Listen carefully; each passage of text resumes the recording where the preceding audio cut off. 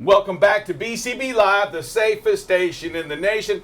Drive Safe Dave, I was going to tell you, often I am the smartest guy in this room, but right now I can't say that. We have Dr. Napier here from UTA. Doctor, how you doing today? Doing well. Honored to be with you on Thankful Thursday. I will say, I remember Bruce Willis from back in the TV show Moonlighting. Yes, So yeah. I've been around long enough to remember that.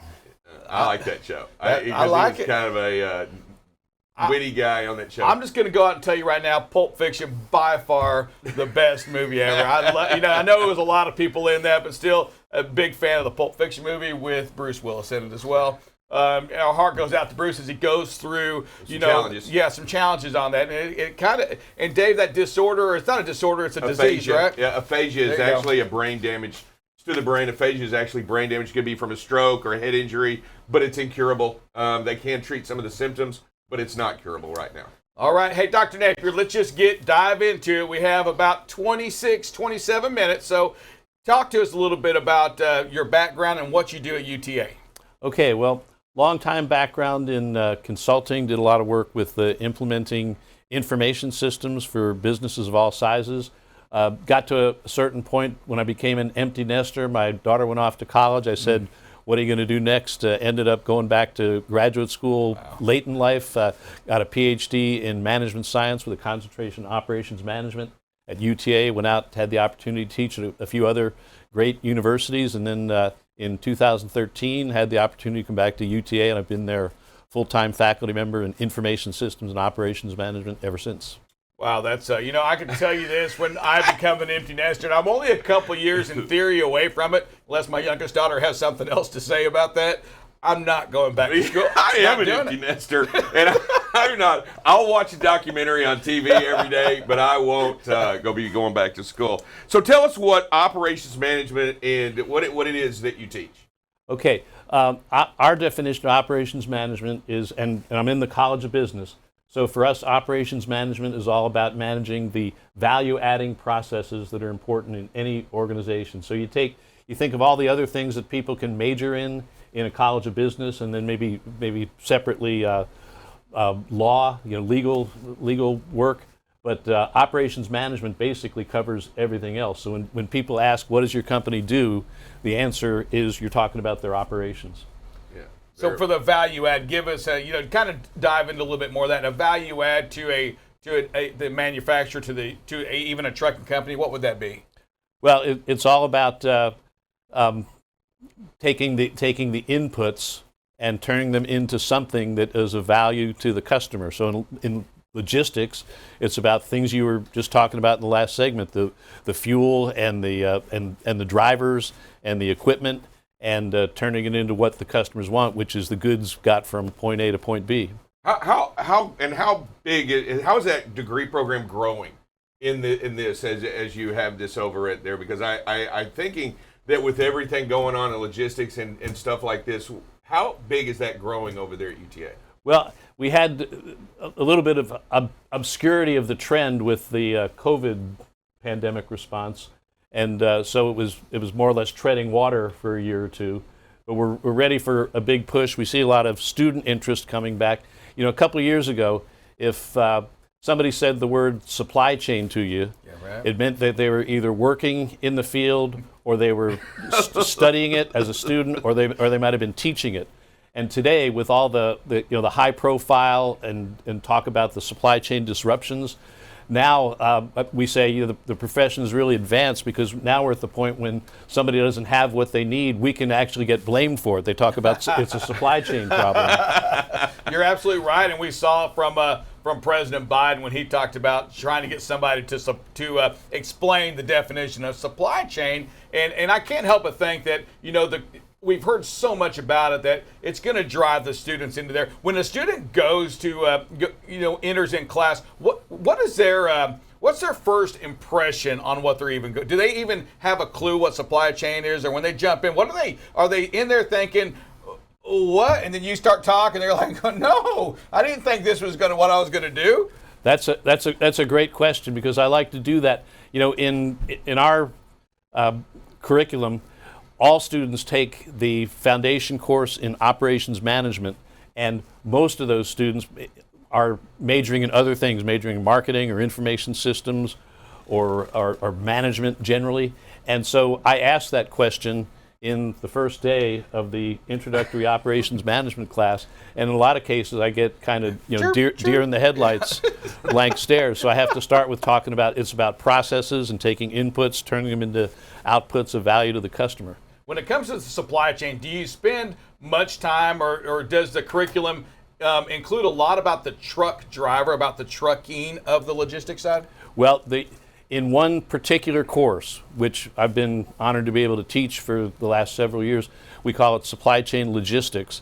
And that is the one course where we really unpack, kind of get under the hood in transportation and talking about driver issues and where the market is with drivers, and just how kind of try to make students aware of what a challenging life it is.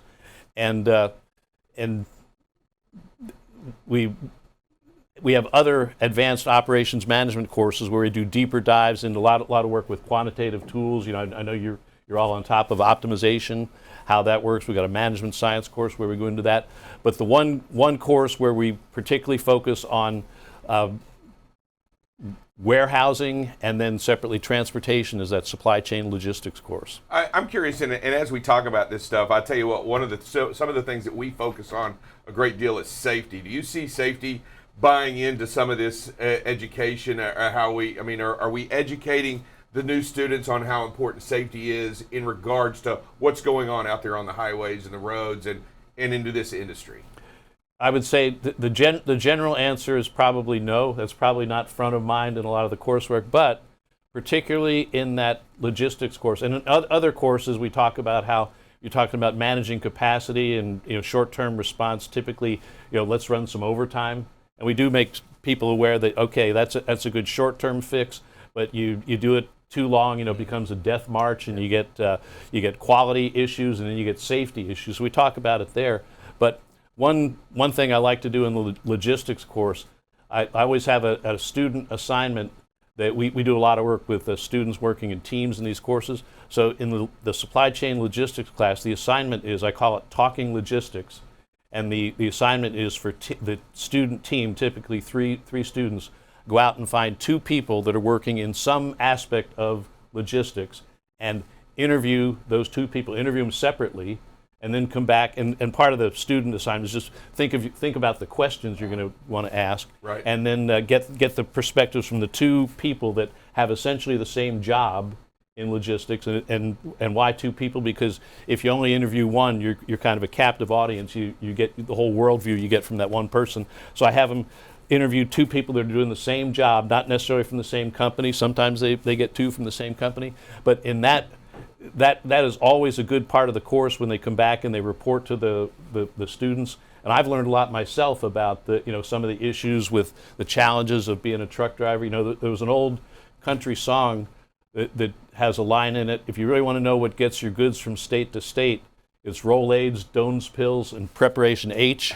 And the insights that the students bring to the class from talking to those drivers, I was not aware of, kind of long hours and the toll on your body. Wow. Oh my gosh. And some of the kind of economic pressures that people deal with. So in that assignment and the presentations that the students do, that's where a lot of awareness of the importance of safety and just the challenges of being behind that wheel all week. And that's called Talking Logistics. Is that what that is? That's what we call it. Yeah. Wow, that's great. How long is it Talking Logistics? Has that been going on for many years as well? Let's see. I think I started it in 2014. Okay, good enough. So how has that changed in the last 2 years, the Talking Logistics, from what they're interviewing people? I know the story to anybody in transportation. It's changed since COVID. What are they saying today that's different than before COVID? Well, I think one of the things that comes into play is just that whole the whole issue, and I was glad you talked about it in your last segment. The idea that those people getting behind the wheel and driving those trucks, those are the essential workers. Remember when everything was about stay home, stay safe, and the truckers were the ones that were the essential workers, and getting out there and making sure the goods did get moved around. And yeah, I mean, I think that it was a great idea. We talk about good idea to express appreciation to law enforcement people. They're kind of underappreciated this day and age. I like what you said about I'm gonna thank a trucker next time I'm out there. Yeah, for certain. And I will tell you this, and I just think it's important that we continue to talk about this as well. When you talk to the truck drivers, and we hear it on the show, is that they don't feel that same appreciation today that they felt a year and a half ago. It's almost like as we get back into normalizing, they're getting back to being more of a nuisance on the road. They're not the heroes they were anymore. A big subject that's in transportation right now is lack of parking, lack of productivity. Do you guys, do you speak to that degree? And I'm going to tell you, I'm going to go and give you some numbers here real quick. As a nation today, if you took the nationwide, what we do, we have the opportunity, the ability to run, call it 11 hours a day. We as an industry average about 6.3 hours a day of driving. And you think about the utilization, and not only is that detention at shippers and receivers, right? Correct. Taking too long to load the truck, unload the truck.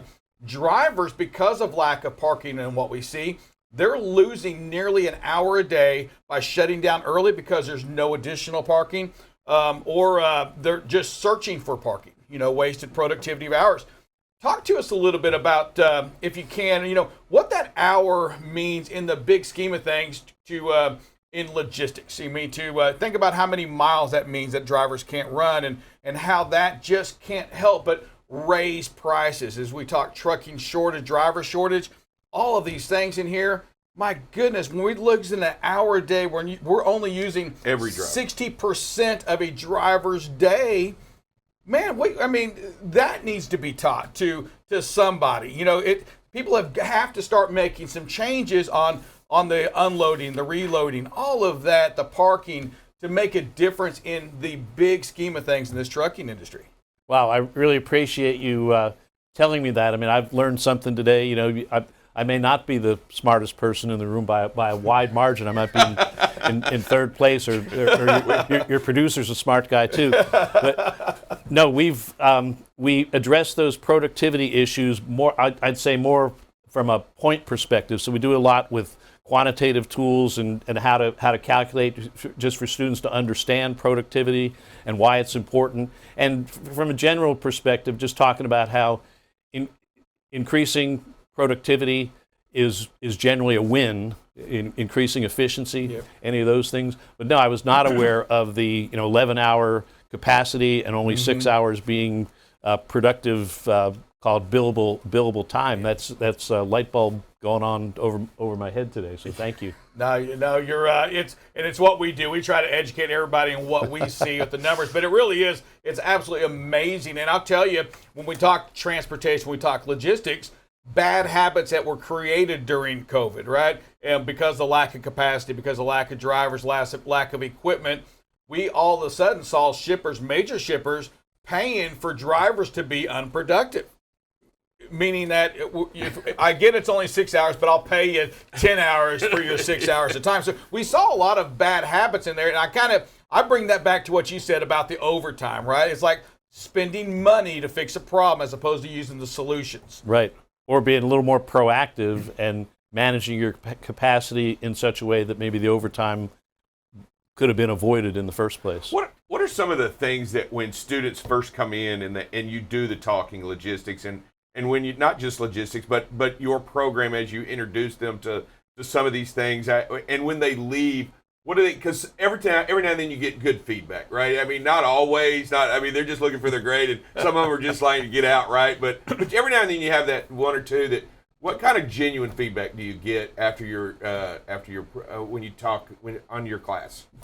Well, some of my favorite feedback is thank you, Dr. Napier, for grinding us through some of these quantitative tools. We do a lot of things where they go hands-on with business software, and I get sometimes feedback that comes in just right after the class on the student surveys, but occasionally I get a student that's appreciative enough, I'll get like an email after the fact that says, I hated this part of the course when you were grinding me through it, but guess what? I got a job with this company, and wow. Here's where we are, and thank you very much for putting us through that.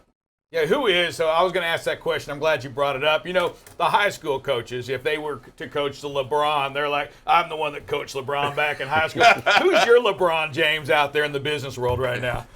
Let's see. Well, we got a few of them, and they're in different places. And I'll just name some company names. You know, PepsiCo, Lockheed Martin Aerospace, Bell.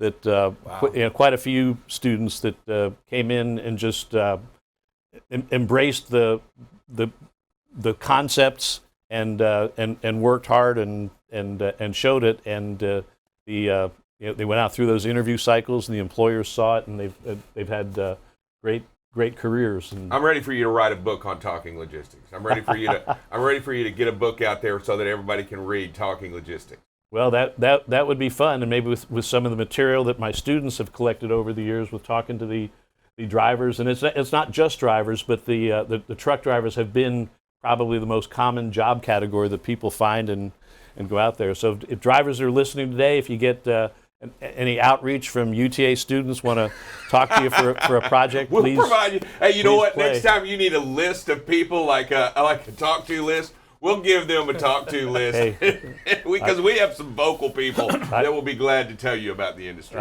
I'd appreciate it. I'd enjoy it if you gentlemen would stay on my talk-to list. I've really enjoyed the visit today. Yeah, we get tired. You'll get tired of us, but we'll wear it out for a minute. Hey, I do have one question. I want to just finish. What is the? You know, we brought up optimizers for a second. How does optimizers work in today? Are you teaching optimization in the school as well? We do. We typically have a touch point on optimization, and usually it's introduced kind of basic stuff, linear programming models, and we do the transportation algorithm, things like that. But in our courses, we give them enough information, enough hands-on experience going into the optimization tools that are native to Microsoft Excel, and give them the concepts, but they need to go a lot further, get a job and be focused on it. And then we have another program we've got at the bachelor's level and the master's level. We've got degree programs in business analytics, and students that take that track get a lot further into the quantitative tools. And some of those people do have the capability. They come out with the capability to kind of go under the hood into kind of big time optimization models like the things that you and your team are working with. Yeah, and when you start talking optimization, and I guess the detail to the data, understanding the data, is there a lot of time spent so they know what that data means? Because data on the optimization is critical. And for whether you're a truck driver, you're in the dispatch side, the data is critical, because I say this. Here's what I say: there's nothing wrong with sucking as long as you know you suck, because then you can fix it. That's data. You have to have data to tell you where you can improve. What do you do to teach to show your students how they can make a difference on the data points? I mean, when they see that. Well, typically we do that in some different courses that are part of the operations and supply chain management curriculum, particularly our management science course. We do a lot of that, and sometimes we do things like require them to participate in a student competition of some kind where they have to grab some data, do some analysis, and then compete with student teams from other universities. And our students, our teams have done quite well with that over the years. And I have had students say exactly the point you make. They say, there's really a lot of value in the time you just spend looking at the data set, before you get into trying to do the modeling and draw some conclusions. I just appreciate it when the students say, you learn a lot about how this all works just by looking at the data. Yeah, when you think about the truck and when you think about the autonomous vehicles, do you spend much time talking about autonomy yet in the trucking industry and how that's really going to change what we do? We do. That's a unit that we always cover. And do a lot of work with. I have student teams go out and take a look at current articles from business publications, and I often select every time a track, 2 or 3 articles on emerging technologies moving towards autonomous vehicles, not just in trucking, but even in personal transportation and all that. And it's really interesting that everybody's worried about the kind of safety issues and those kind of things. When it really comes together, it'll probably be statistically safer in some of those autonomous vehicles. But whenever there is the occasional crash, it gets high profile. People react. So there's a story. It might be an urban legend, but the deal was this: that in 1896 there were two gasoline-powered automobiles in the state of Missouri, and they had a head-on collision. So if that's all you knew about automobile technology back then, you'd say this is way too dangerous. We're never doing this. We never go to. Horses are smart enough not to run into each other. Yes, sir. I like it. I'm not sure that's true either. So there's always this pattern where first the technology emerges and it's like, yeah, it's physically possible, but it's not economic yet. And then you learn more about it and go along the learning curve, and you say, yeah, now it's physically possible and it's economically attractive, but now we got to deal with the safety and regulatory issues. Yep, no doubt. Hey, we appreciate you being on the show. Dr. Napier, one thing we ask every guest is to state your name, where you're from, who you work with, and then say thank you for joining BCB Live, the safest station in the nation. Happy to do it. Yeah, Randy Napier with University of Texas at Arlington. Happy to be here on BCB Live, safest station in the nation. Boom! We'll see you later in about 60 seconds. Thank you for watching BCB Live, safest station in the nation.